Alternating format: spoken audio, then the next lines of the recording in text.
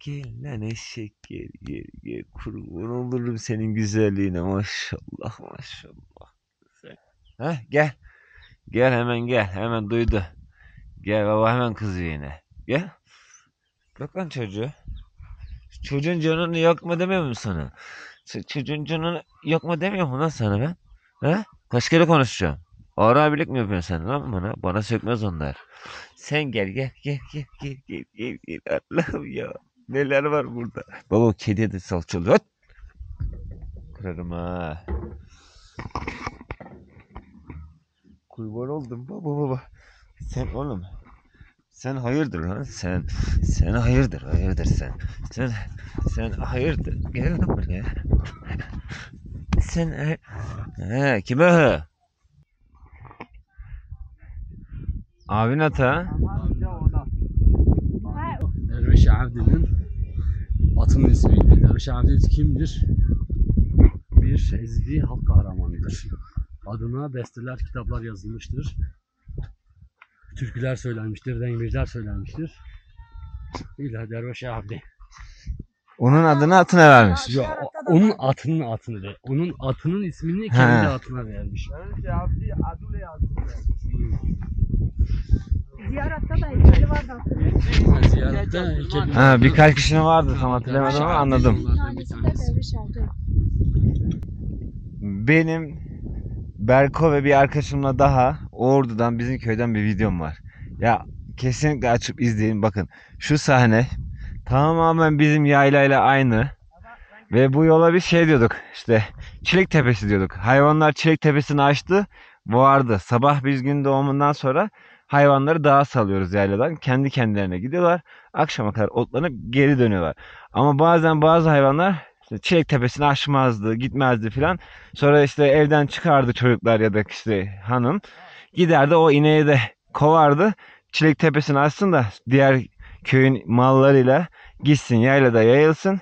Obada akşamda kendi kendine geri gelsin. Burası da şu an neredeyse yani tam olarak Çilek Obası'na benziyor. Çilek Tepesi'ne benziyor. Yani daha doğrusu bizim yaylaya benziyor. Şurada son mallar var bakın tepeyi aşmak üzere. Ahuru ahuru tepeyi aşıyorlar. Oradan sonra da herhalde arkaya varacaklar. Köyde de 3-5 tane at var. Bu da Yaylalı Emmi'nin atına benziyor. Bizim köyde bir kişinin atı var o da Yaylalı Emmi. Yani inançlarıyla ilgili bir yer. Evet. Anladım. Kurban kesip orada yiyorlar. Şu Bekleyin size kurban kesin. oho adam ya. Şu tepede beyaz bir yer görüyorsunuz bakın. O da buradaki insanlar Ezidi Kürtleri ve Ezidi Kürtlerinin inancı da Ezidilik yani inancına sahipler. Orada da bir tane baraka gibi bir yer yapmışlar ve orada kurban kesip belli dönemlerde ya da adak adayıp beraber yiyip insanlara da dağıtıyorlarmış. Daha biraz uzaktı şimdi gitmeye erindik. Şimdi köy içine doğru yol alacağız. Evet bir şey söyleyecek Berna Hanım. Merakla dinliyoruz. Sana söyleyeyim. Ha? Sana söyleyeyim. Alevilerde de var ya. Evet. Ben onları katacaktım da.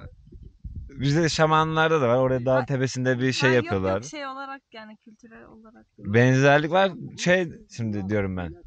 Aynı coğrafyada yaşıyoruz. Kaç senedir? Ne 50 ne 100. Belki 1000 senedir. Belki daha da fazla.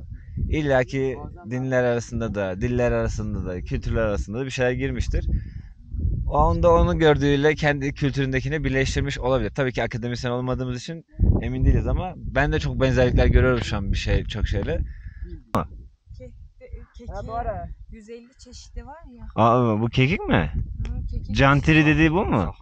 Zahter. Bu zahter mi cantiri mi? Ya onlar cantiri diyor. Türkçe'de zahter. Aa, biz kekiğe zahter mi diyoruz? Zaten benziyor. Arapçada zahter diyorlar. Harfleri benziyor. Kekik. Zahter. Allah Allah. Zahter. Yani Türkçe mi zahter kelimesi? Evet, Zahter. evet. Tam Yabani kokusu kekik. da bu.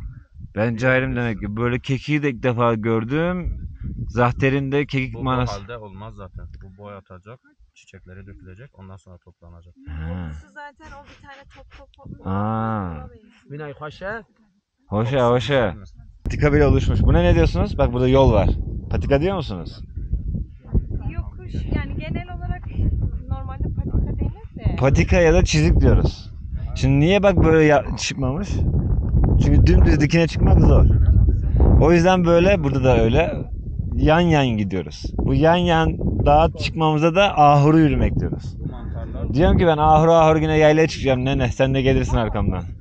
bu mantarlar temizmiş. Direkt toplayın sobanın üstünde pişirmeyebiliriz. Emin mi? Evet. Bu yağmur sonrası patlayan değil mi? Yo temiz dedi, toplayın sobanın üstünde pişirelim dedi. Ne özelliği var? Yani tadı ya da şifalı düşünme. Bu çiçeğin özelliği yayla çiçeği, kır çiçeği de derler ama biz başka bir şey daha diyeceğiz onu söylüyorum. Bu çiçek bunu al. Şu an istediğin yere koy. 3 sene sonra 5 sene sonra yine böyle sapsarı. Solma ya da dökülme yok. Bu çiçeğin özelliği Kuru o. gibi ama kendisi. Zaten Senin çantandaki çiçek değil mi? Ha benim çantamdaki çiçek ben bununla geziyorum. Ve biz buna bazen köyde ya da bazı böyle arkadaşlar şey deriz, arkadaş çiçeği. Arkadaşımıza veririz, arkadaşımız da bu çiçek gibi solmasın. Aa, ne kadar güzel. Adı ne? Yayla çiçeği ya da kır çiçeği diyebilirsin ama yayla çiçeği daha çok diyorlar. Derbaza بیشتر ساعت دربازı bu به کارانی نیدا سرما گرچه کاکشکی derbaza. Suyu kaynatıyorsun, içine bunu koyuyorsun, 24 saat bekletiyorsun. Hem İlaç. soğuk için hem böbrekler için ilaçmış. Hem böbrek için hem soğuk için. Aa. 41 ve 45. 2. Dünya Savaşı. Aa evet bu köyün şehitleri. Geri gelmeyenler. Evet Sovyetler için savaşanlar. Tamam anladım. Bunlar muhtemelen Geri gelmeyenler, Alman. o da isimleri sıralanıyor. Evet. Ne yapıyor bana? İsimleri sıralanıyor. Yok yok. 19, 20, 22, 24 tane Var bunlar. kişi 2. Dünya Savaşı'nda bu köyden gidip dönmemiş. Yani aşağıdaydık ya. Acaba yukarıdaki şu evlere gitsek kızarlar mı falan diye düşündüm. Arkadaşlar oradaki evlere şimdi gördüm kızmazlar. Yani kızacak canları kalmamış. Mezarlıkmış onlar ama böyle oda gibi ev gibi yapmışlar. Ezidiler şu an mezarlıklarını bu şekilde yapmışlar. Uzaktan gördüğümde fark ettim. Ben anlamamıştım. Bizde de böyle şeyler vardır köyde. Böyle bir köyün dışında böyle bir 3-5 hanelik alanlar vardır. Dedim acaba bunlar hani başka aşiret mi, başka inanış mı falan. Soracaktım unutmuşum şimdi. Anladım mezarlık. Onlar biraz daha eski gibi. Buradakiler de böyle bahçe gibi bakın hatta yakından göstereyim böyle. Eski değil de yeni Ezidi mezarları. Eski Ezidi mezarlarını bir önceki bölümde zaten göstermiştik. Yeni Ezidi mezarları da böyle. Kabristanlarda muhtemelen fotoğraf vardır onu da göstereyim hemen. Aynen bakın insanların fotoğrafları var. 98 yılında vefat etmiş. Bu eski inanışında güneş sarıldığı güneş şeklinde yapılmış. Evet. Dindar birinin mezarı bu ya da dindar bir ailenin. Ondan sonra buradan biz nasıl mezarlıklardan geçerken kimisi okuyor İhlas, Fatiha. Burada da diyorlarmış böyle yakın. Yani Allah rahmet eylesin mekanı cennet olsun diye içlerinden buradaki yatanlar için dua geçiriyorlarmış. Aynı zamanda bunlar da belli dönemlerde bu insanlar için de yemek ikramı veriyorlarmış. Bir tane kabristan da böyle bayağı büyük de Ali kabristanıymış. Burada bir tane mezar gördüm bakın 3 yaşında. 3 yaşında da değil pardon 1 yaşında 85-86 mezar taşına melekten çocuk resmi koymuşlar. Böyle mezarı da kenara yapmışlar. Galiba bu amcanın torunuymuş. Burası bu arada hepsi bir ailemiş. Burası önemli bir ailemiş. Yani yine güneş sembolü var Ezidilerle ilgili. Böyle çoğu mezarda güzel sözler yazıyor. İlginç fotoğraflar var. Dinleriyle ilgili de bazı semboller var. Bakın aslında baksana Berna. Senin ilgini çeker oradaki sembol. Bunu şeyleri gördük. Ermenistan'ın Erivan'da da bir yer. Benzer bir şey ya da aynısı vardı. Peki şu sembolü. Bence onun yine çıkış noktası güneş olabilir ama neden içe spiral böyle bir şey yapmışlar? Hiçbir fikrim yok. Mesela bakın bu Ferike Üssü. Bunlar zaten hepsi aynı aile demiştim. Bu adam Kürtler için çok önemli bir şairmiş. Kürt coğrafyası için çok fazla böyle şiirler yazmış. O yüzden Kürt coğrafyasında bilinen bir abiymiş. Ama şu an tabii biz Ezidi Kürtlerin olduğu bir coğrafyadayız ama tüm Kürtler için zaten Ezidiler de Kürttür. Bunu söylemiştim size. Şeyhlerin, millerin, pillerin mezarlarında bu tarz mezar taşları olmuş. Bu tarz dedim de bunda var zaten at. Bir önceki bölümde yine Ezidi mezarlığı gezmiştik. Eski bir Ezidi mezarlığı. Orada bu at sembolünü görmüştük. Bizim Kevork diye bir arkadaşımız vardı ilk bölümlerde gördüğünüz Türkolog. Onun soyadı Kevork, adı Kevork, soyadı Kaltakyan. Ama Türkiye'de yaşadıkları dönemde, yani dedeleri Türkiye'deyken Yozgatlı kendisi ve dedeleri daha doğrusu Yozgatlı. Oradaki insanlar onlara kaltak kıran derlermiş. Yani bu atın eğriliği, çünkü çok sert basarlarmış ya da buna kaltak kıran derlermiş. Kaltak da at eğri ya da eğrin basıldığı yerde. Şimdi hatırlayamadım. Kaltak kıran ailesiydi. Sonra Ermenistan'a girince kıran kesmini çıkarmışlar. Kaltak Giyan olmuş. Kevork'un aslında soyadı Kaltak Giyan. Ama tabii ki ben de önceden bilmiyordum. 2 sene önce geldiğimde öğrendim. Kaltak meğersem buymuş. Ermiş. Burada daha eski mezar tipleri. Şimdi mezardan sıkılmış olabilirsiniz, kusura bakmayın ama emin olun öyle yani bunlarla öyle ilgilenen insanlar var ki ve bunları bazen üniversitede hocalar bize gösteriyor. Evet, biz bunu kullanabilir miyiz? Evet, biz bunu izletebilir miyiz? Bazen lise öğretmenleri, hatta ilkokul öğretmenleri bizim videolarımızı izletiyor. Tayland'daki gece hayatını ya da Bali'deki bilmem hangi plaja kaç dolara girileceğini okutmuyorlar. Göstermiyorlar. Bizim gibi gezginlerin videoları gösteriyorlar. Ben mutlu oluyorum. Onlar milyonlar izleniyor. Biz 100.000 bile izleniyoruz. Belki binler izleniyoruz ama olsun. Yapacak bir şey yok.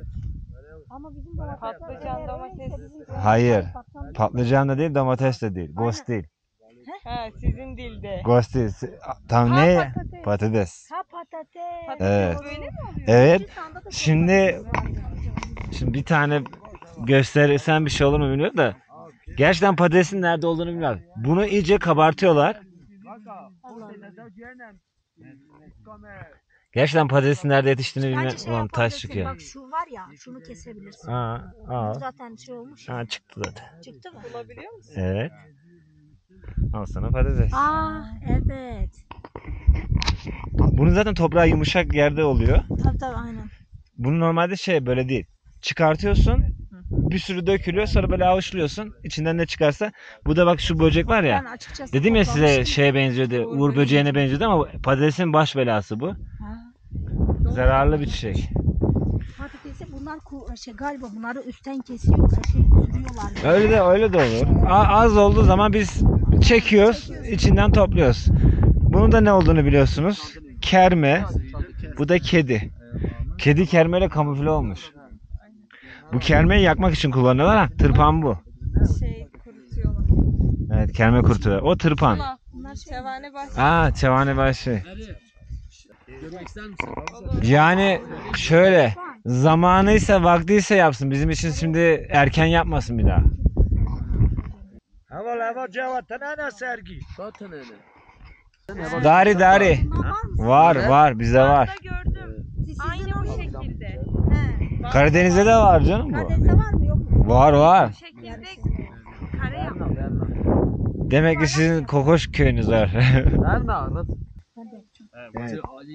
Bu tırpan bizdeki tırpanlar gibi değil, çünkü biz böyle bir dal buluruz. Bu daldan çıkan da böyle bir şey buluruz. Sonra bunu yontarız. Bu dalı da yaparız. İple bağlarız yaşken bir yere. Şurada bir dal düşün, düz dal düşün.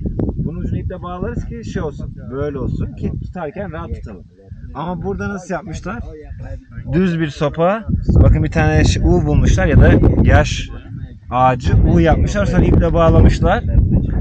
Böyle olmuş. Şimdi tırpanı da özellikleri var. Hadi video tırpan köy videosu oldu ya. Tırpanı böyle ensene getirirsin. Tamam mı? Sana göre yapacağın zaman, seni kol sevene göre yapacağın zaman bunu böyle dayarsın. Bunu buradan başlatırsın. Parmağın tam ucuda geldiğinde kesilmesi lazım. Bu bana göre mesela biraz kısa. Bana göre biraz daha uzun olması lazım. Bak çünkü benim elim dıştan gidiyor. Biliyorsun değil mi? Biliyorum.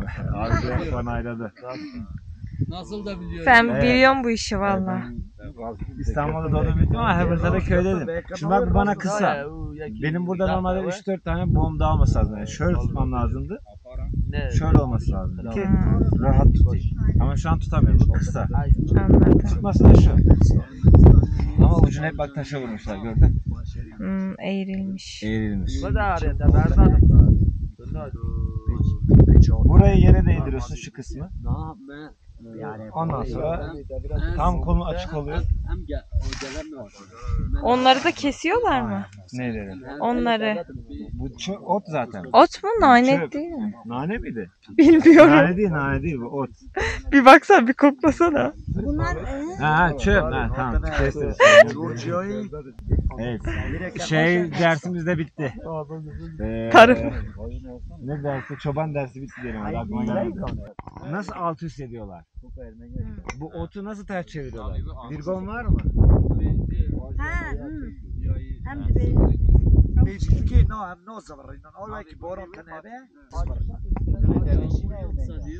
Toplamıyoruz diyor. Peki üstü kuruyor ya. 6 yaş. Bizde güneş varken bunu ters çeviriyorlar. Burada nasıl çeviriyorlar? o şey var ya çatal böyle baş koşun. Çatal aynen. Evet. Siz o çatala ne diyorsunuz? Anladın mı dediğimi? Evet. Siz ne diyorsunuz? Dirgon. Yok, biz dirgon demiyoruz. Çatallı diyebilirsin ama dirgon diyoruz. Bilmeyenler için böyle bir yine ağaç var. Tek ucunda 2 tane çatal var. Daldırıyoruz. Kaldırıyoruz. Çeviriyoruz. Evet. Yokmuş. Tamam. Tutmadım babamı gördüler. Vallahi ben bilmem. Allah seni çağırır geri. Vallahi seni tarlaya çağır. Yapıyor mu işi? Ere. Gençleri bulmuşsunuz. La bunlar ne kadar cana yakın böyle ya. Karın çeydi Kadir Bey. Hazır bibine. Evet, burada tezeyi şu an kurutuyorlar. Kuruttukları tezekleri de oraya atıyorlar. Ama buraya yürüye yürüye tezekler kırılmış.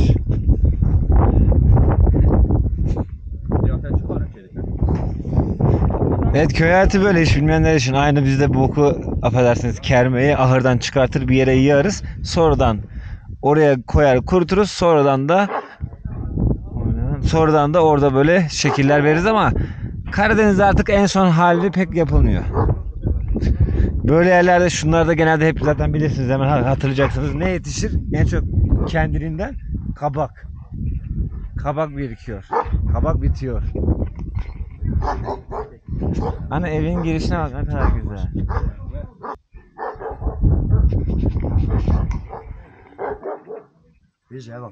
Ha, bakalım. Küçüke.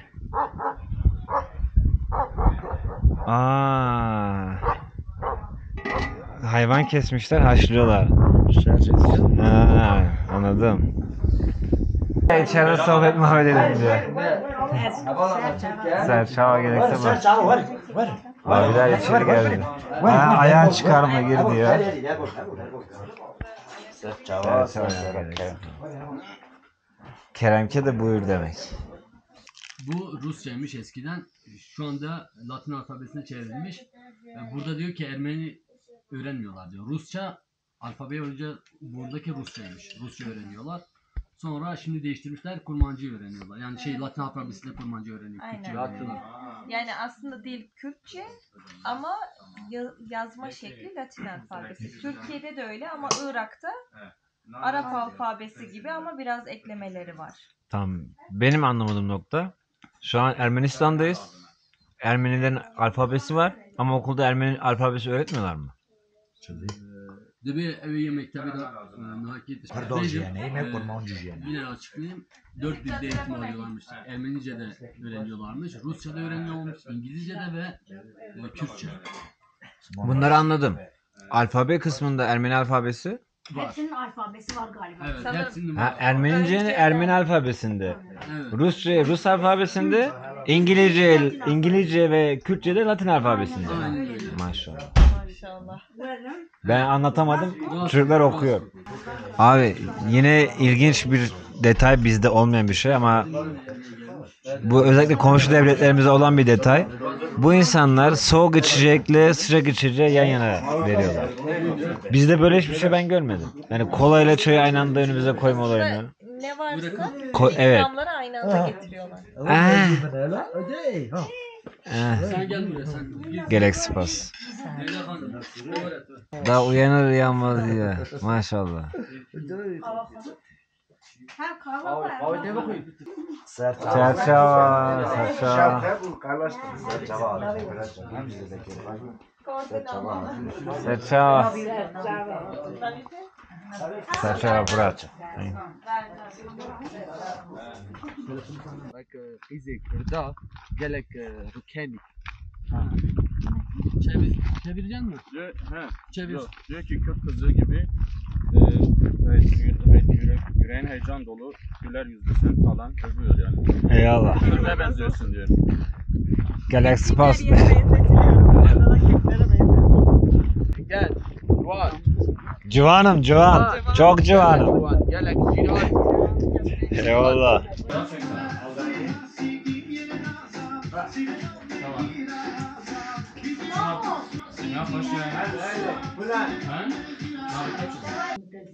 O da seni gördü yani.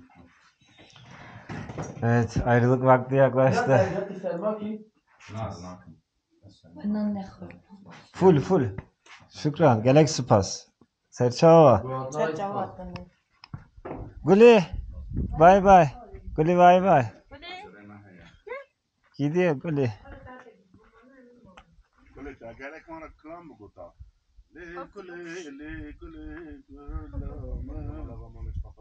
Şşt, lan.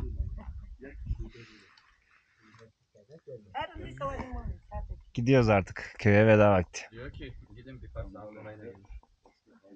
Bakalım inşallah. Galaxy Pass. Guli ya insancıl. Guli bir daha geleceğim de. Ez bir sabim cemten, tamam? Biberi var Tamam. verebilir Eskin gibi. Diyor ki burası senin evin.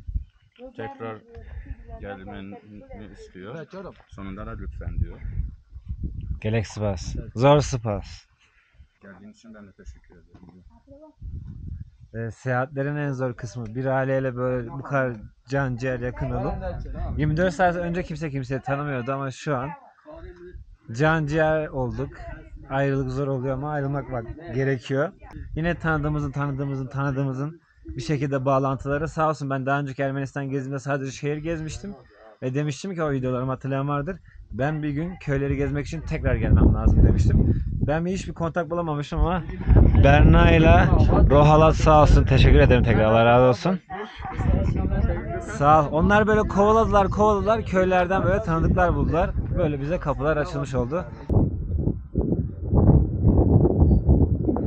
Rohalat. Çok duygusal çocuk ya. Harbiden çocuk ağlayacak neredeyse Rohalat. Kuş kameyi, bu kameyi Ronya çavemin ser çavesi. Saça ay maşallah. Zar spas. Geleceğim bir daha. Serçava. Serserim. Serserim saç. Abi sen